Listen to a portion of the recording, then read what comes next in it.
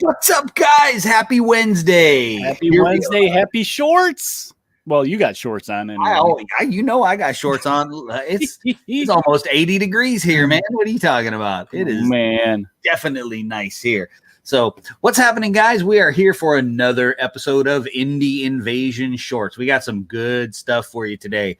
Eric was working very hard on some notes for the show. So we I had a lot of free time in the mail truck to think about this stuff.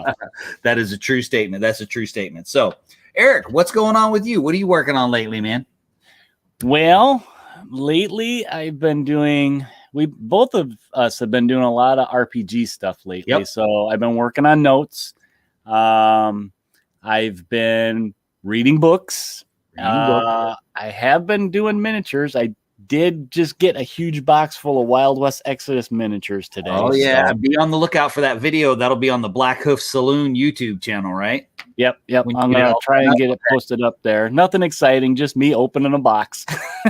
A box of your favorite faction. Yes. That's exciting. Yeah. I can never have too many zombies. So you can never have, whether they're Western zombies or whatever else they are, you can never have too many zombies. Yep. Ever have too many zombies.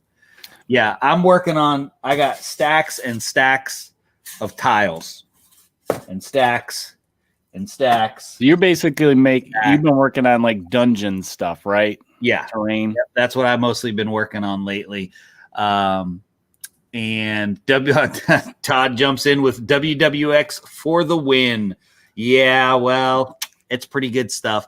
Incidentally, the tiles I'm making way back in first edition Wild West Exodus, I actually did a mine, and these tiles work the same.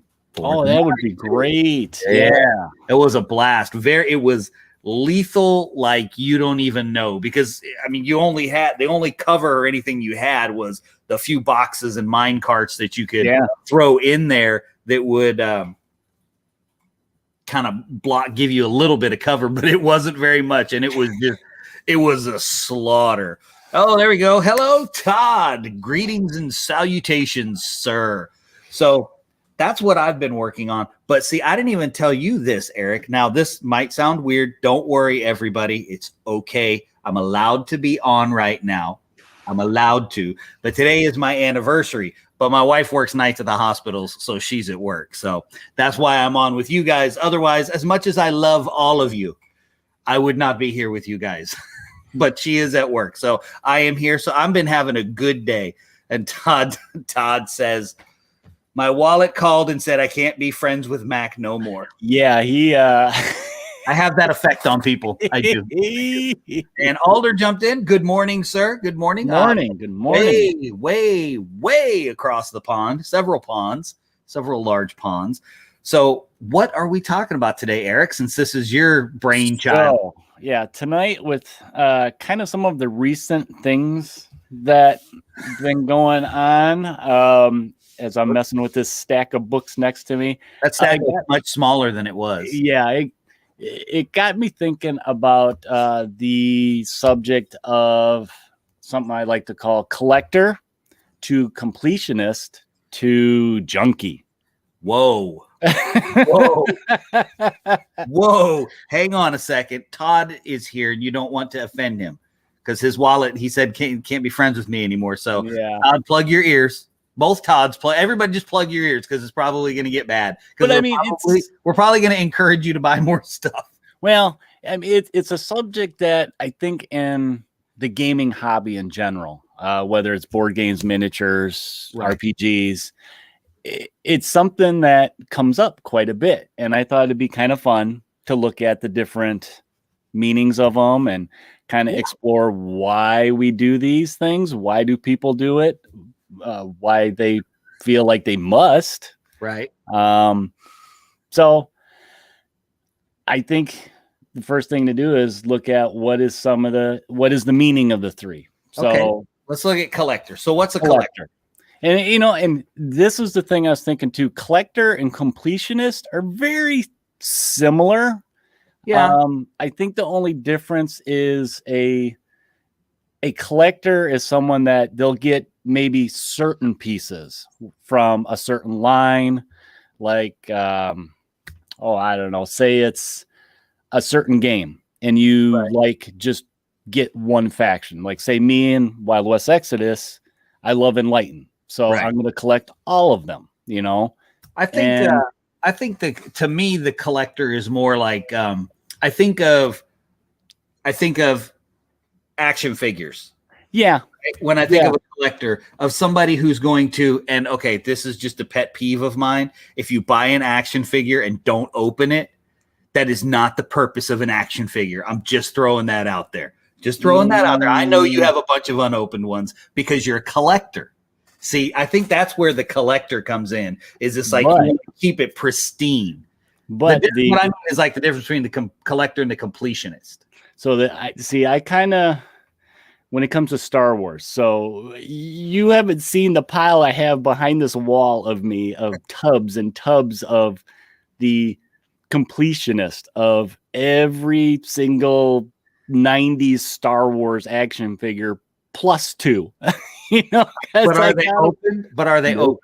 No. See, that's the collector. I think that's the collector. I think the completionist, and this is of course completely subjective, right? Yeah. Right. Like anybody, you could think, you could just be like me and go, yes, which one are you? And the answer is yes. Yes, I am. This, all 3 of them all at once.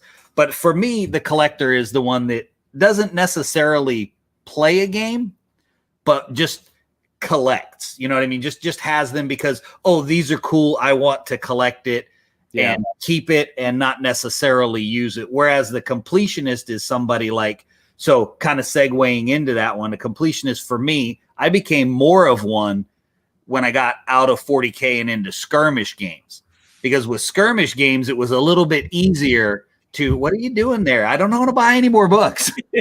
But when I got more into the skirmish games, then I became a completionist, because now it's like the Drowned Earth and Twisted. I have everything because I want, oh dear, what is this? I don't even think I want to know. So here's where it segues into the last one we have a little bit. Junkie. When does it become a junkie? Where my meaning of it is, you got to have it all. You don't care how much it costs. You want it all now. Okay, that's fair. That's fair. I don't think I'm a junkie by that definition. Okay.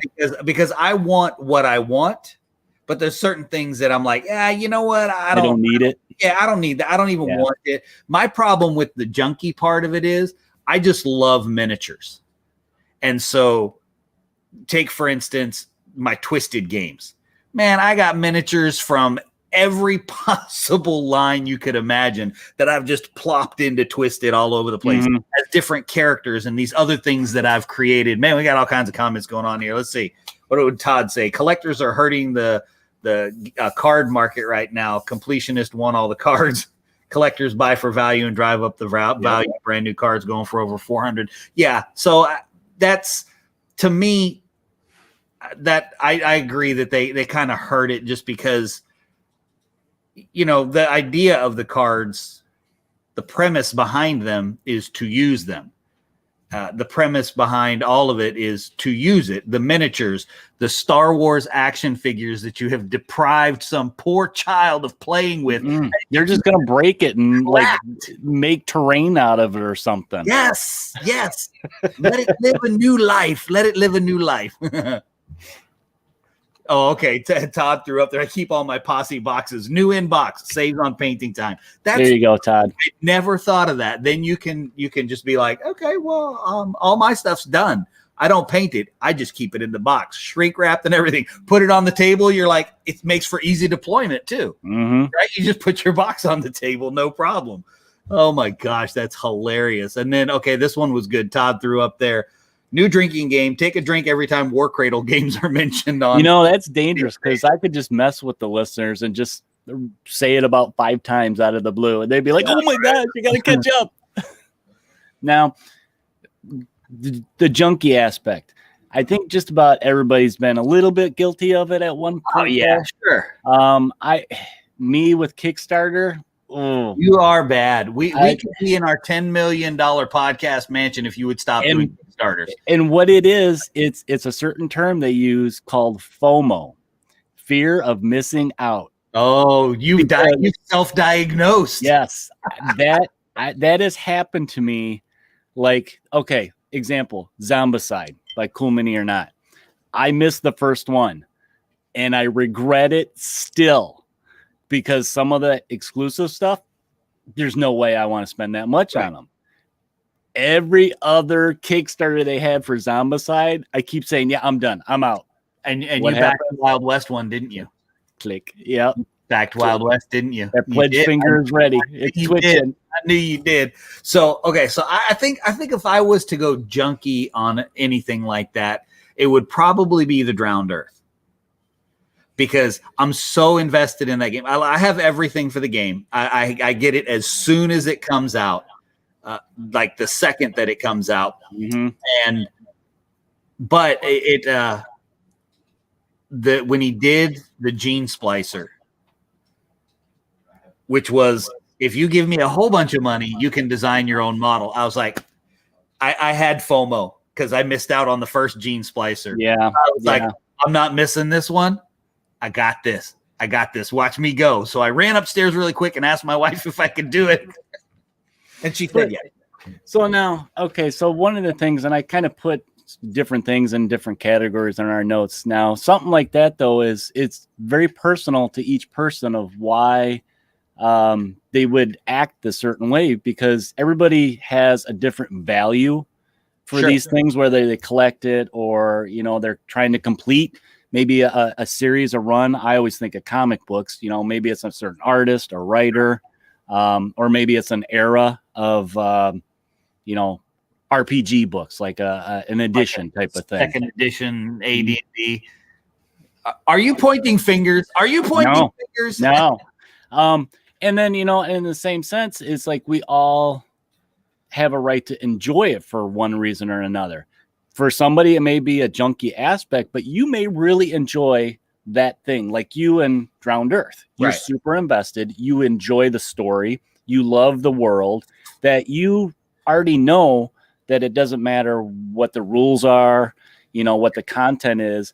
You're just that invested in that thing that it's kind of a no-brainer for you to go ahead and dive in. Yeah. And so we got a couple comments up there too. Todd said, not a fan of Kickstarter exclusive stuff. Yeah, we discussed that before. I can't remember when. Eric, can you move your microphone? You're picking me up from your speaker. Echoing. Echo. Anyway, I'm not a fan of them either. Now I'm making it even worse. Let me try something. Down. Turn your gain down. I'm going to turn my gain down. Turn your gain down. How about I just caress it like that? So, yeah, I'm not either. And I think we had discussed, I think TT Combat does Kickstarter exclusives the best. I'll just touch on this real briefly, that they do it. You got a Kickstarter exclusive, but it's available every time they're at a convention. It's available in their online store and it's available at the convention. So it's not really exclusive. And then Alder said, everything in a faction I play, whether I'm going to use it or not. Me too. Unfortunately, that always bleeds over into, say, for instance, Twisted or the Drowned Earth. And I have to have all the factions and I have to have everything in the faction. So even if I'm not going to play it. True. And what did Todd say? I think a completionist wants it all to have all options. A junkie may not intend to actually play with it all, while a collector goes for rarity or value. There you go. Yeah. Show's over. And the completionist, one of the things that I thought of that kind of defines that is it's fun to take the time to hunt these things out. You can go on eBay, look for it used at stores, look for deals, because it is fun to hunt it down and look for those, good deals, the condition it's in. You're not overly concerned about getting it right away. You can take your time and get it when it suits you, type of thing. It's not like you need a big old stack of books or anything like right now.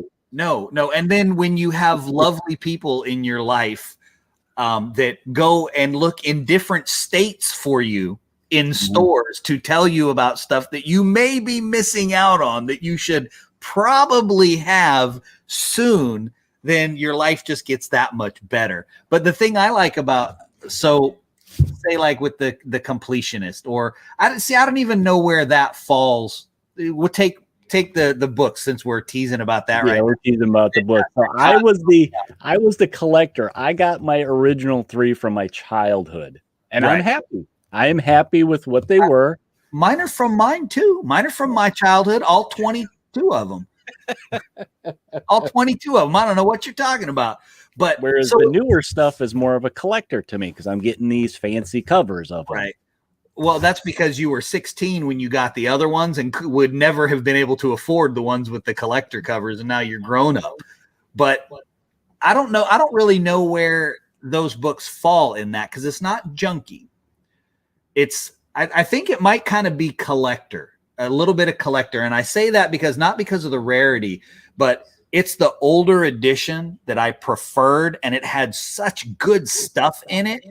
Yeah, it's the story, the art, the era that you enjoy. That's your enjoyment. That's what you value out of that kind of, collection. Right. And that's always what I end up going back to is it's like, what kind of story is this piece telling to me? And that's where I jump in. And then I might go a little bit junky, a little bit. Todd. Todd. I really shouldn't be picking on Todd. I should be going, thank you, Todd, for finding that great deal on those books for me. I greatly appreciate it. And it's one of those things where I'm thinking to myself, should I tell him, keep your eyes open for anything else? Or should I say, I don't think we can be friends anymore. I've reached my financial burden limit with our friendship. I'm afraid. I'm so sorry. But yeah, so that's true. I think that is where that one falls. That's kind of an era specific thing. Mm-hmm. And the nice thing about that era specific thing, where I was going with that before I derailed myself, was every once in a while you can get really lucky, because I don't know how it is up there in the frozen tundra, but down here in the South where it gets warm, like it's already warm, yard sales. And I feel really bad for the kid that it's going to happen to, but sometimes mom goes through the garage and finds a big old stack of stuff that she really shouldn't have sold and doesn't know what it is. I think that's the root of my problem with Star Wars collecting is, I went away to college early on, and mom cleaned the basement, and she didn't sell it. She donated it. She gave it away. All my Kenner Star Wars. My mom gave away all my G.I. Joe stuff. This is going to turn into a therapy session now. It's a Star Wars G.I. Joe therapy session. But my mom gave all mine away too while I was in boot camp. I come home and I'm like, what happened? Where's my stuff? What happened? Oh, I didn't think you wanted it. You didn't see my entire childhood consumed with these things. So all right, what else we got on here? So let's see, we covered collector and completionist, I think, pretty good. And I think we kind of covered junkie. I mean, like I mentioned, junkie can be interpreted differently.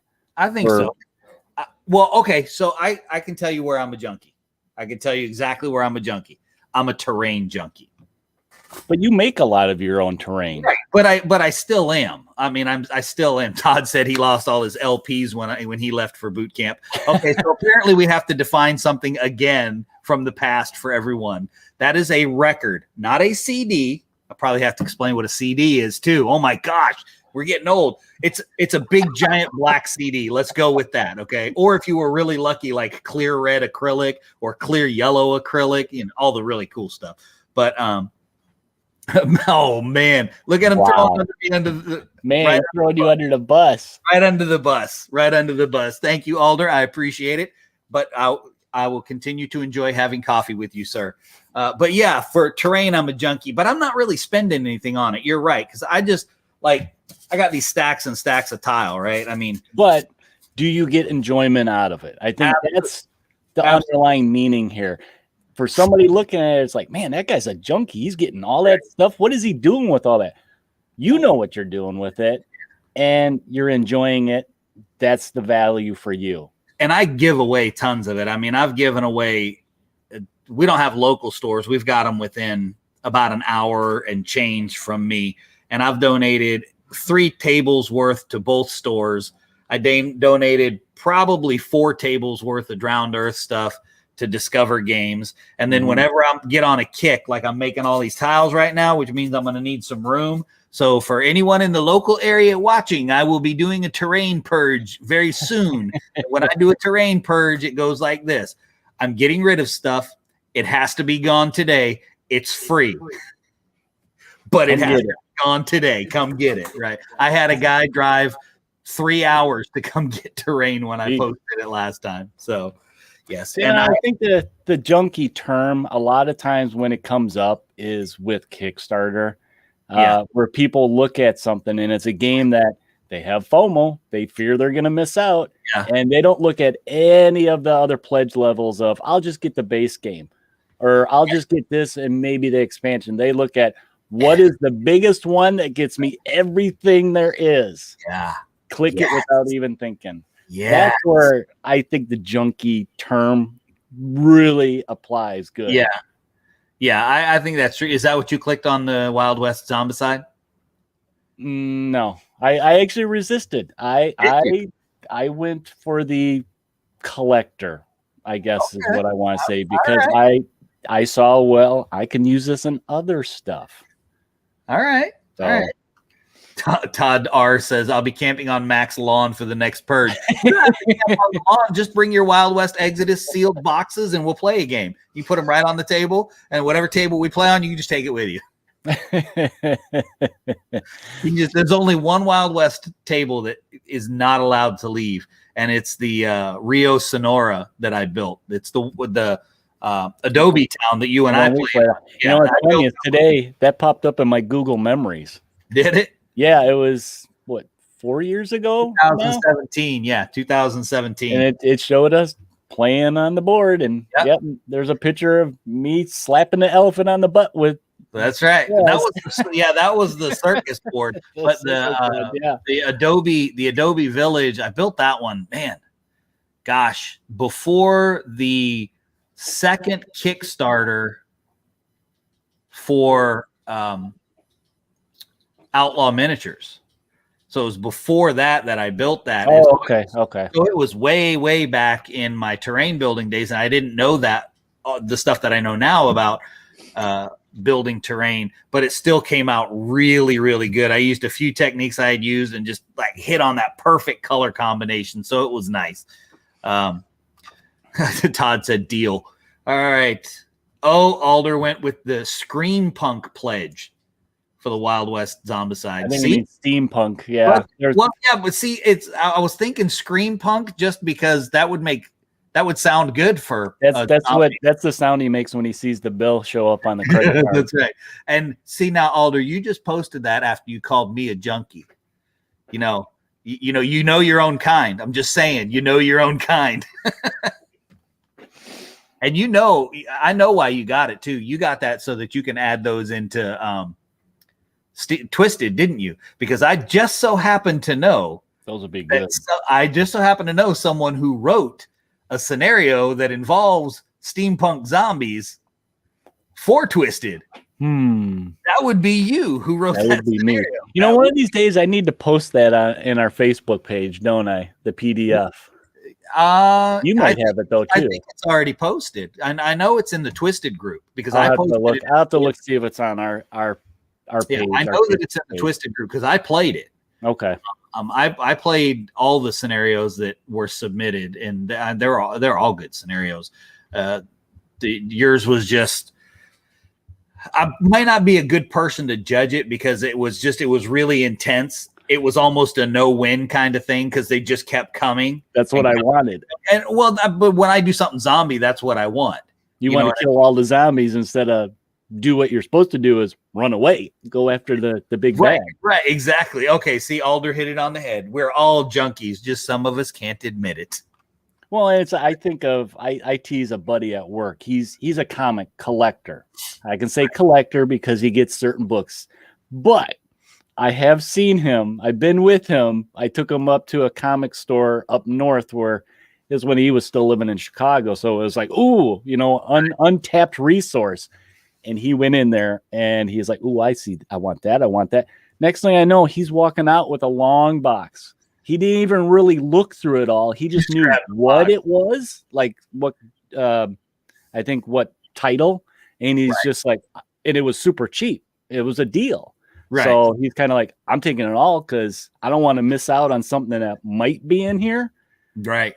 So I tease him about that, but it's a collector. That's his thing, is getting those books. I know I'm a terrain junkie because when my wife, she'll go shop at the thrift stores just for downtime after she's working at the hospital, and she'll walk in with something cool that she found for herself, and I'll start eyeballing it. And she'll be like, you can't turn this into terrain. This is mine. I'm like, all right, just let me know when you're ready to get rid of it, though. So it's like when you go to dollar store and clean them out of Jenga. Oh, what are you trying to say? I had to go the other day. I ran out of Jenga. If you haven't seen the post I put on our Facebook page, there's a nice picture of Mac's tub full of Jenga blocks. Oh yeah, man. Hey, they were $1. You know what I'm saying? Look, I went into Dollar Tree the other day and I cleaned house because I got stuff to build. And you had fun. That was your enjoyment. And look at all the terrain you made for your. I spent like $8. Spent like $8. So yes, definitely. If it comes to that, and that's the junkie $8. I think you're okay. I think I get a pass. That's why my wife's like, yeah, sure, go ahead. I'm making it out of stuff from the thrift stores and from pretty much garbage. You know what I mean? So she knew I was a terrain junkie. Quick story before we wrap up. We were in Nashville.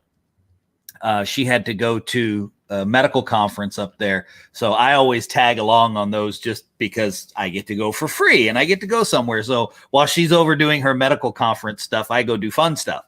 So she got off one afternoon and we're walking around town and they're doing construction over on this one building. And I'm like, that's a lot of pink foam inside that dumpster over there. You did not steal all those. I didn't. No, it wasn't stealing. They were throwing it away. I was like, you think I could go ask them for it? We could get it in the Jeep and bring it back and have some Tennessee pink foam. I have to build me a cabin or something for Wild West Exit if I had Tennessee pink foam, Oh man, that's bad. Okay, Alder also plans on using it for Last Days Western. Yeah, you know what, Alder, I can relate. So I got it not just because I can't miss out on Zombie Side. That's my completionist thing, but I looked at the figures for using in Dracula's America, Wild West Exodus, Deadlands RPG. I mean, there's so many miniatures, like skirmish type games or RPG games or somewhere that I'm going to use Weird West miniatures. You know? Yeah. I got a little bit of FOMO on that one that I kind of wish I had backed it. But at the same time, I'm like, yeah. I actually painted all of my zombies for the first Zombicide. I don't even know where to start with that. With the first one, that's what you do with the first one. And yeah, I had I think the FOMO was hitting me bad with the Invader one, the Alien one, the ones that you painted. Yeah, because I was like, I'm not gonna do it, and then I was like, well, I got all the other ones. Why am I gonna miss this one? and I still got them. I think I opened the core just to look at the minis to see if I could use them for something else. But that's it. I don't even think I unwrapped the tiles or any of that stuff. Oh man, I knocked those minis out fast. I knocked them out fast. I did some basic dry brushing, inks, and one of these days when I do a big purge, I'm gonna have a lot of room in this house. It'll be when you move. Probably, because I ain't moving all that stuff again. All right, guys. Well, thank you for joining us for another episode of Indie Invasion Shorts. We really do love doing these, and we particularly love your guys' involvement. It is absolutely a blast for us. And, with still a lot of COVID stuff, still a lot of stuff closed down. I mean, we're mostly open here where I am. There's not really anything closed down. But I know for some people it's still hard to get out and game and get together. Yeah, for you. But so this is kind of a good way for all of us to kind of hang out and let's be honest. Yeah, let's be interacting with you guys. We got people all over the world, Alders, all the way in Australia, and we got Texas and just South Carolina, Illinois. We're just all over the place. I'm not even sure where Raul is right now. He's on his here, but he may be in the air for all we know. He's on his way to Japan. So, all right, good night, guys. But we really appreciate you guys joining us and participating. Oh, there he is right there. All right, where are you at right now, Raul? Throw that up there if you can. But we really appreciate you guys participating. It makes it that much more fun and keeps us coming back and noodling about what we can talk about next. So don't forget to check out a couple of our big contributors, which is Unipolar Games and Discover Games. They are real big supporters of Indie Invasion. Unipolar Games does all of our dice trays and our coffee cups, our t-shirts. They do all of that. And Discover is forever helping us out on a number of different things. They helped us to get our dice for the convention. We had Indie Invasion dice. We also have coming up soon, we'll have available, not a whole lot, but we got a trial run of moving widgets, Indie Invasion moving widgets on the way. So we'll let you know about those as well. But this will be up on the podcast tomorrow, and you can always find the podcast on Podbean, iTunes, iHeartRadio, Pandora, Stitcher, Spotify, Pocket Casts, and all of your other places that carry podcasts, all of them. You can also check us out on Facebook, YouTube, Twitter, Instagram, and Discord. Please, if you haven't joined the Discord, pop over there and join in. There's not a lot of traffic right now, but the more people we get in there, the more chatting we get going. It's a good way to get in touch with us easily. I check it regularly during the day. I'm sure Eric does too when he's not making notes on episodes. And if you guys, we're trying to get on Twitch too. So if you guys could go there, find us and subscribe, to all these places. But we're trying to get on Twitch so we can actually have some of the videos up there for you guys to watch. Other than YouTube and stuff like that. So yeah, because you have to get to a certain point. You have to have so many people following you before they'll leave your videos up that you stream. But if you have any questions, ideas, or anything like that, shoot us an email at indieinvasion@gmail.com. That includes any ideas for what we should chat about on our shorts episodes. Also, all of these links for all of these different places you can find at coastaltext.com, which is the website for CoastalCon, which is the biggest sponsor of Indie Invasion because, I created CoastalCon, so that's why CoastalCon sponsors Indie Invasion. So you can check it out over there. We've got the Discord link, the Podbean link, everything. You can find it over there. You can find our links to the Tabletop Engineers magazine, the RPG. Yep, good friend of the show. Yep, the source book where you can buy. You can get your junk hyperlinks. Hyperlinks are bad. A hyperlinked PDF to stuff that you need to buy. So that's all that stuff. So guys, thank you for helping us solve all of the gaming world's problems one game at a time. And you can always check out our Patreon as well at patreon.com/IndieInvasion. Pop over there. Nothing is charged. It's all free. You can go look at it. Just some exclusive content over there. We're a little slow on Patreon, to be honest, but we're doing our best. We're getting there one step at a time, but you can check us out there and help us solve all of those games, all of those gaming problems, one game at a time. So remember, guys, when you are out there playing your games, having fun and enjoying each other's company, to prepare yourself for the invasion. Have a safe flight, Raul.